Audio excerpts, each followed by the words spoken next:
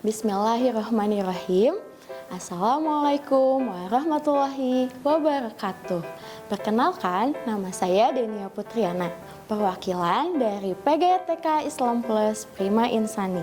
Seperti yang kita ketahui, saat ini kita sedang berada dalam masa pandemi COVID-19 yang secara mau tidak mau menuntut kita untuk selalu kreatif memberikan pengajaran atau pembelajaran yang asyik dan menyenangkan untuk anak meskipun melalui pembelajaran berbasis online dengan pembelajaran di rumah.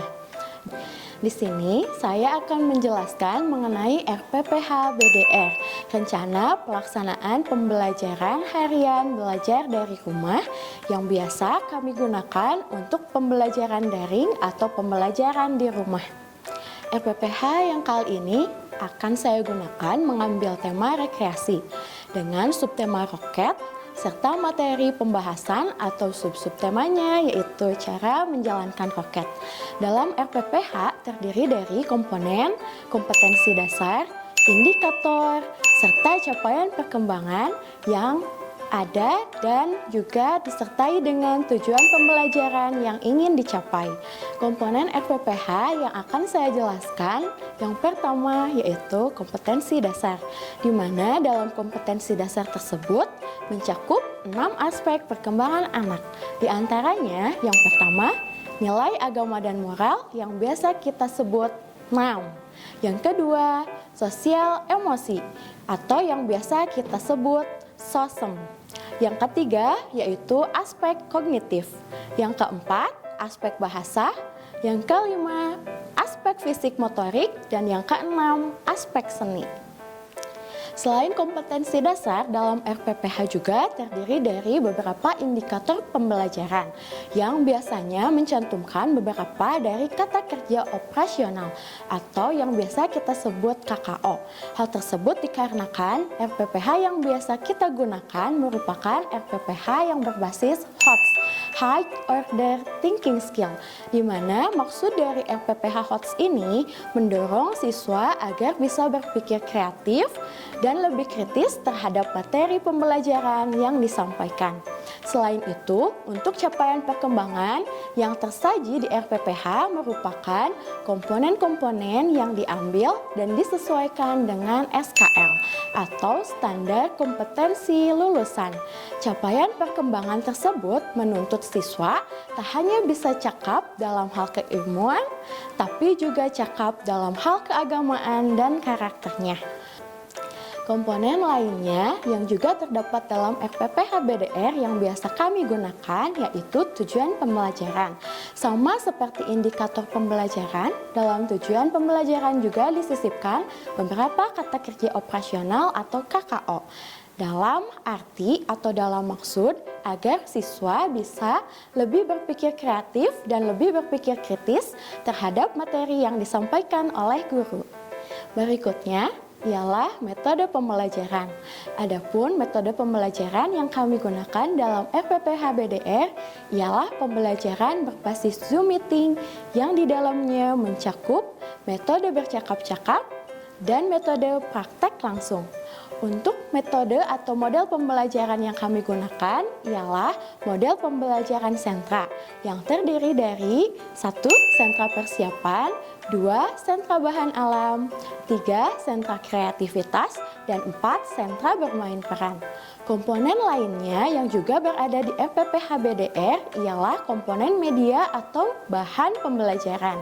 Biasanya, media atau bahan pembelajaran tersebut dipersiapkan oleh guru untuk memulai atau sebelum mengajar anak-anak. Mari kita beranjak ke langkah-langkah kegiatan yang biasa dilaksanakan di PGTK Islam Plus Prima Insani. Di antaranya, 1. Persiapan pembelajaran yang terdiri dari sapaan anak-anak serta mengabsen anak-anak yang sudah hadir bergabung untuk memulai pembelajaran. Berikutnya yaitu pembukaan. Dalam pembukaan ini terdiri dari doa sebelum kegiatan, juga bernyanyi lagu sesuai dengan tema. Dalam hal ini, lagu yang dibawakan bermacam-macam dan disesuaikan dengan tema dan materi yang akan diberikan oleh guru kepada anak-anak. Yang ketiga, yaitu pembukaan juga diawali biasanya dengan bercakap-cakap, di mana dalam bercakap-cakap ini anak-anak diajak untuk mulai berpikir tentang materi yang akan dibahas. Dalam hal ini ialah materinya mengenai bagian-bagian roket. Sebelum memulai kegiatan inti, anak-anak biasanya diajak untuk melaksanakan ice breaking, di mana ice breaking digunakan atau dimaksudkan agar anak-anak bisa fokus sebelum kegiatan inti dimulai. Langkah-langkah berikutnya yaitu kegiatan sentra. Dalam kegiatan sentra terdiri dari beberapa kegiatan. Yang pertama yaitu pijakan sebelum bermain. Dalam pijakan sebelum bermain juga terdiri dari dua komponen. Yang pertama yaitu terangkan dan yang kedua yaitu eksplorasi. Dalam komponen terangkan, biasanya guru merangsang pengetahuan anak terhadap tema atau materi yang disampaikan. Adapun dalam komponen eksplorasi, biasanya anak diarahkan untuk mulai fokus terhadap kegiatan yang akan dilaksanakan, yaitu kegiatan membuat roket luncur dengan alat dan bahan yang harus dipersiapkan, diantaranya plastik bening, balon, karet, sabun, pewarna, serta air. Setelah alat dan bahan sudah dipersiapkan, mulailah kita beranjak membuat roket luncur seperti dalam video berikut ini. Kita mulai ya. Pertama, masukkan air pelan-pelan aja.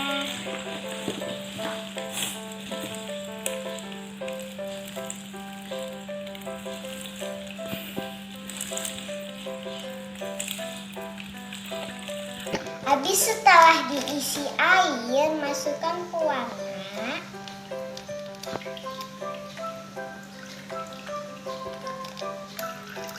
Setelah diisi pewarna, isi sabun.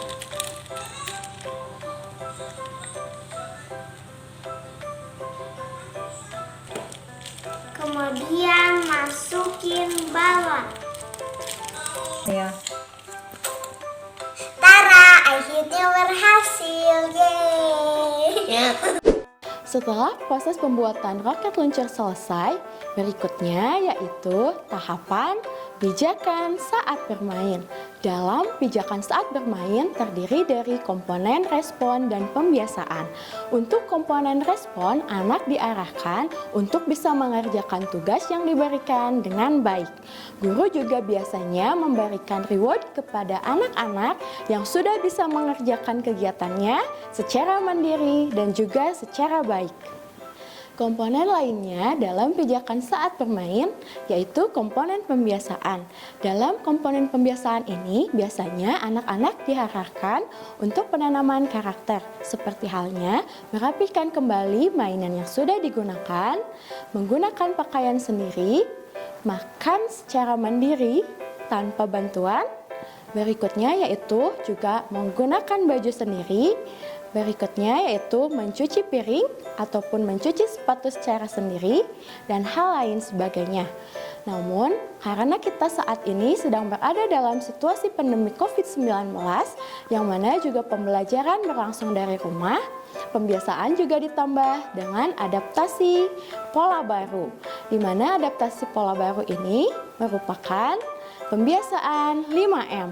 Yang pertama yaitu pembiasaan untuk menggunakan masker, yang kedua pembiasaan untuk mencuci tangan, yang ketiga pembiasaan untuk membatasi mobilitas dan interaksi keluar rumah, yang keempat kebiasaan untuk selalu menjaga jarak aman, dan yang kelima yaitu kebiasaan untuk menjauhi kerumunan.